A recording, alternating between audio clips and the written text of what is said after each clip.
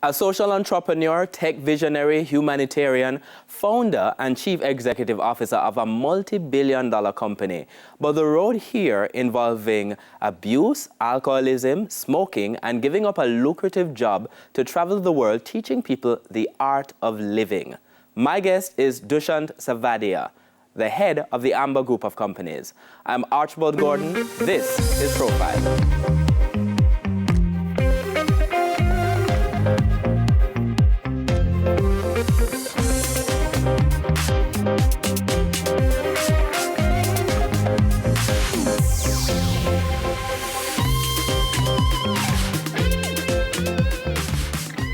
Dushyant Savadia, welcome to Profile.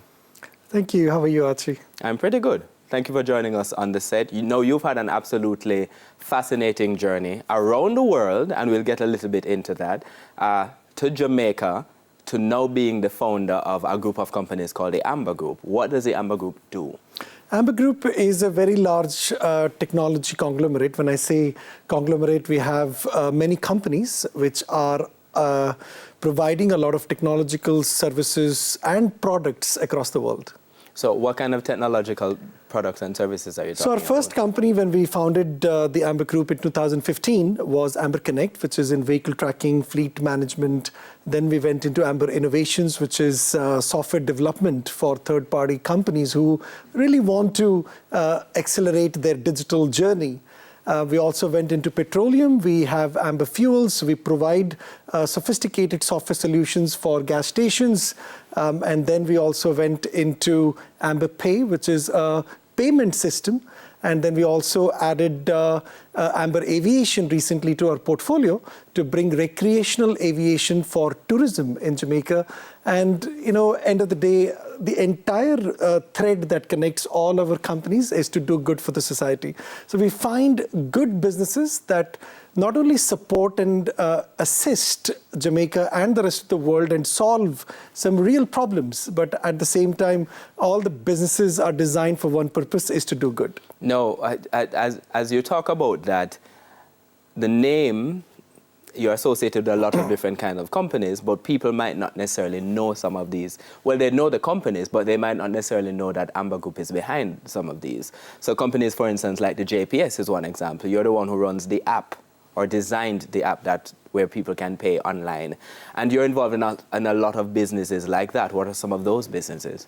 So we, like I said, as Amber Innovations, we build a lot of products for third-party companies. JPS is one of our clients. We have so many different large banks, different businesses, which approach us for software development to accelerate their digital journey and, most importantly, bring something fantastic to their customers and create that ease and convenience for customers to interact with their businesses. No, you said to me when you came today that this was a long day, and that's very typical for you. You work a lot. That is correct. My typical day starts at 7 a.m. by when I'm at the office, and I'm also the last person to leave the ship at night, which is almost at 7, 8 o'clock at night. And still when I get home, I have to work for another 3, 4 hours till almost midnight because we operate in 30 countries around the world.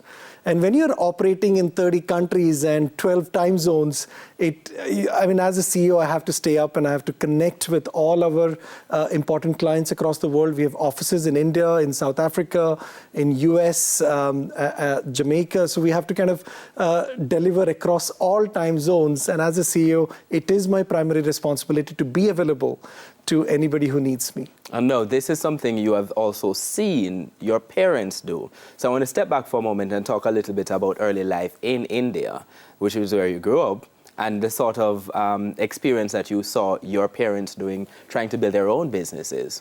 That is correct. When I was very young, my parents had just started their own business, and they were in retail and many other things. But when they started, they were very hardworking from the start, so much so that my early childhood, I still remember, they would barely be at home. The only time we would meet them is on the weekends, across the dining table having lunch.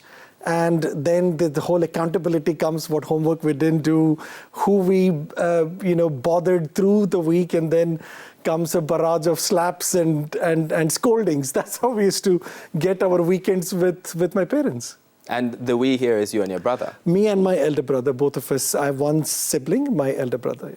No, you grew up seeing your parents working a lot and, you know, in a sort of extended family situation.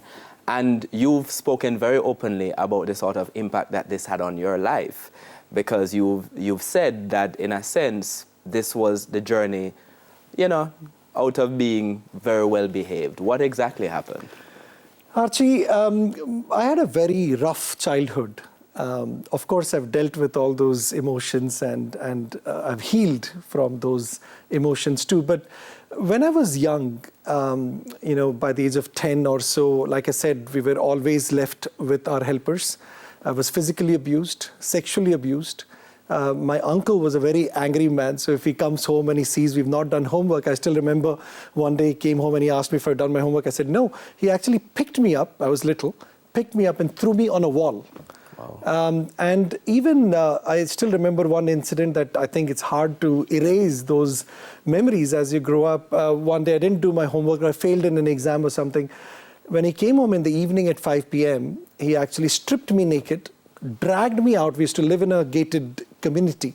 He dragged me out and made me stand naked on the community entrance gate for 4 hours. And I'm kind of hiding myself and standing there for so long.